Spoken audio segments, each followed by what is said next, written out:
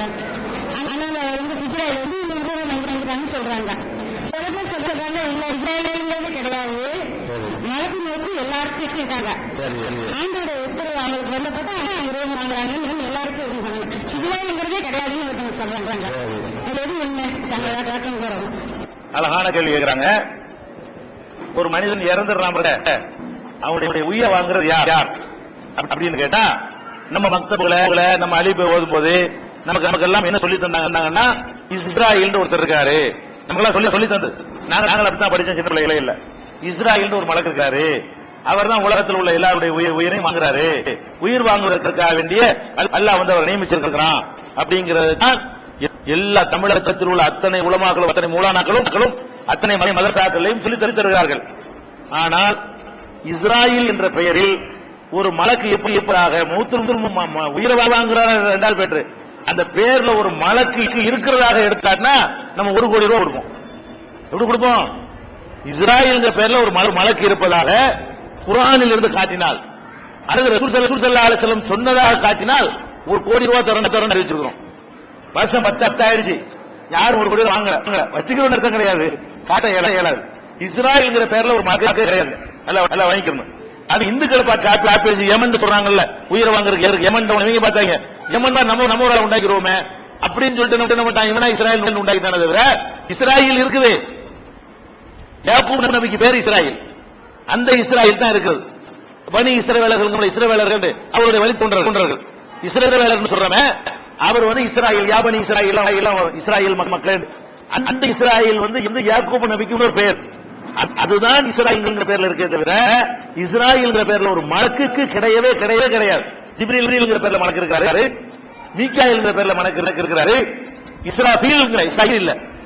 இஸ்ராபீல் சூர் ஊதுறவர் அதுக்கு மலக்கு இருக்கிறாரு, மாலிக் என்ற பேர்ல மலக்கு இருக்கிறாரு.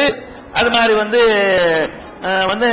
சில பேர்கள் இருக்கிறாங்க, முன்கர் நக்கீர் இருக்கிறாங்க, அந்த அது மாதிரி உள்ள இருக்குது. ஆனா என்ன இல்ல, இஸ்ராயல் பேர்ல ஒரு மலக்கு கிடையாது. சரி, இப்ப மனிதனுடைய உயிரை வாங்குறது இருக்குல்ல, சரி ஒரு பேர் வேற விட்டுருவோம், ஒரு மலக்கு மனுஷனுடைய உயிர் எல்லா உயிரையும் வாங்குறாருன்னா அதுவும் கிடையாது. ஒரு மலக்கு வந்து இப்ப உதாரணமா வேலைச்சேர ஒரு உயிரை வாங்க வேண்டியிருக்கிறது, இதே நேரத்தில் மதுரையில் ஒரு ஆளுக்கு உயிரை வாங்கணும், இதே நேரத்தில் தஞ்சாவூர்ல ஒரு ஆளுக்கு உயிரை வாங்கணும், இதே நேரத்தில் வந்து அமெரிக்காவில் ஒரு ஆளுக்கு உயிரை வாங்கணும், இதே நேரத்தில் வந்து ரஷ்யாவில் ஒரு ஆளுக்கு வாங்கணும். ஒரு செகண்ட்ல ஒரு சாவாங்கல்ல, ஒரு செகண்ட்ல 1000 பேர் செத்தா அவர் 1000 இடத்துல இருக்கணும்ல. ஒரு மைக்ரோ செகண்ட்ல 1000 சாவுறாங்க இல்லைங்க, 1000 பேர் ஒரு செகண்ட்ல சாவுறான். இந்த 1000 பேர் சாவுறான்னு சொன்னா ஒரு மலக்கு இருந்தான்னா இங்க இருக்கிற அதே நேரத்தில் அமெரிக்காவில் இருக்கணும், அமெரிக்காவில் இருக்கிற அதே நேரத்தில் ரஷ்யாவில் இருக்கணும், ரஷ்யாவில் இருக்கிற அதே நேரத்தில் இருக்கணும், மதுரையில் இருக்கணும், மதுரையில் இருக்கிற அதே நேரத்தில் மக்களோடு இருக்கணும். இப்படியான சக்தி வந்து உலகத்தில் அல்லாஹ் கணக்கே உரியது, யாரும் கொடுக்க மாட்டான். இங்கே இருந்துகிட்டு அங்கே இருந்துட்டு எல்லாத்தையும் பார்க்கக்கூடிய வேலையை அல்லாஹ் மலக்குகள் கொடுக்கவே கிடையாது. அதனால மலக்குகள் உயிரை வாங்குறதுக்கு இருக்கிறாங்க. எப்படி இருக்கிறாங்கன்னு கேட்டா, நான் இருக்கிறேன், என்னுடைய உயிரை வாங்குறதுக்கு ஒரு ஆள் எல்லாம் படைச்சிருக்கணும், அவர் என்னோட இருப்பார், எனக்கு எப்ப டைம் எடுத்து போயிருவார். இப்படி நம்ம 600 கோடி மக்கள் இருந்தோம்னா 600 கோடி பேருக்கும் 600 கோடி தனித்தனி மலக்குகள். எப்படி உங்களுடைய நன்மை தீமையில எழுதுவதற்கு 2 பேர் இருக்காங்களோ, எனக்கு தனியா 2, உங்களுக்கு தனியா 2, உங்களுக்கு தனியா 2, உங்களுக்கு தனியா 2, 2 படிக்கிறது 120 கோடி, அதை படிக்கிற ரப்புல் ஆலமீனுக்கு பாதி படிக்கிற பெரிய கஷ்டம் கிடையாது. இதுக்கு 2 போட்டுக்கலாம், அது மாதிரி இருக்கு. அதனால உயிரை வாங்குவதற்கு இதெல்லாம் நான் ஆதாரத்தோட சொல்றேன். முதல்ல விஷயத்தை சொல்லிவிட்டு குர்ஆன்ல இதுக்கு ஆதாரம் இருக்கிறது. அப்ப உயிர் வாங்குற வழக்கு எப்படி இருக்காங்கன்னு கேட்டா, ஒவ்வொரு மனிதனுக்கும் உயிர் வாங்க தனித்தனி ஆள் இருக்கிறாங்க. அவருக்கு எல்லாம் டைத்தெல்லாம் போட்டு சொல்லிடுவான். அந்த விநாயகருக்கு பார்த்துட்டு அதே வேலையா தான் பார்த்துட்டே இருப்பாரு.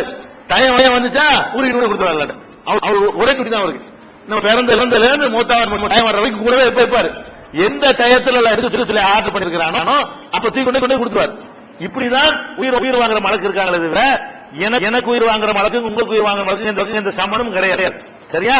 இது என்ன கேட்டா குர்ஆன்ல சொல்லி காட்டுகிறான், நபியே நீங்கள் சொல்லுங்கள், எத்தவஃபாக்கும் உங்களுடைய உயிரை கைப்பற்றுகிறார் மலக்குல் மௌத், உயிர் வாங்கக்கூடிய மலக்கு, அல்லது உக்கிரபிக்கும் உங்களுக்கு என நியமிக்கப்பட்டிருக்கிற, வாசகத்தை கவனிக்கணும், உங்களுக்கு என நியமிக்கப்பட்டிருக்கிற வானவர் உங்கள் உயிரை கைப்பற்றுகிறார் அப்படின்னு வருது.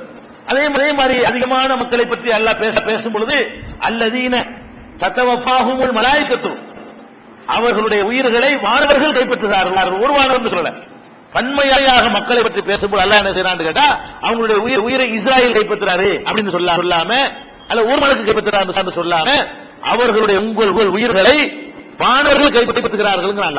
அப்ப நம்ம 50 பேர் இருக்கும்போது நிறைய வானவர்கள் வந்துடுறாங்க.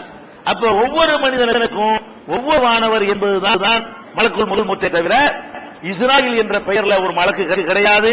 அவர் உயிர் வாங்குற ஒருவர் கொடுக்கப்பட்டதும் கிடையாது. உயிர் வாங்குவதற்காக வேண்டி வேற பெயர்லையாவது எல்லாருடைய உயிர் வாங்குறத ஒரு ஆள்கிட்ட கொடுத்திருக்கானா, அதுவும் கிடையாது.